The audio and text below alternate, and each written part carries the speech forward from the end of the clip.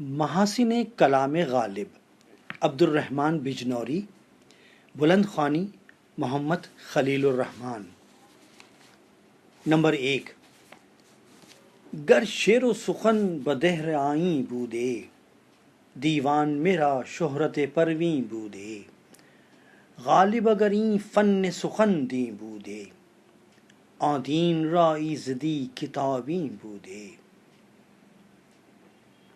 اگر زمانے میں شعر و سخن کا چلن ہوتا تو میرے دیوان کو آسمان کے سیارے یعنی پروین کی سی شہرت ملتی۔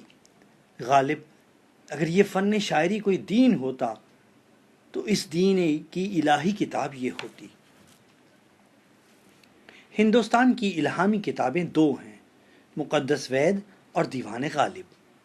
لوح سے تمت تک مشکل سے 100 صفحے ہیں، لیکن کیا ہے جو یہاں نہیں حاضر نہیں؟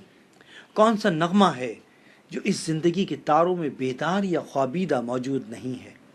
شاعری کو اکثر شعراء نے اپنی اپنی حد نگاہ کے مطابق حقیقت اور مجاز، جذبہ اور وجدان، ذہن اور تخیل کے لحاظ سے تقسیم کیا ہے، مگر یہ تقسیم خود ان کی نارسی کی دلیل ہے۔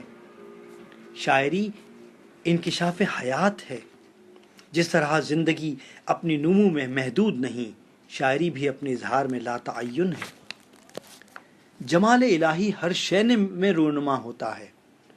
آفرینش کی قدرت جو صفات باری میں سے ہے، شاعر کو بھی ارزانی کی گئی ہے۔ جہاں ملائکہ کارخانہ ایزدی میں پوشیدہ حسن آفرینی میں مصروف ہیں، شاعر یہ کام علل اعلان کرتا ہے۔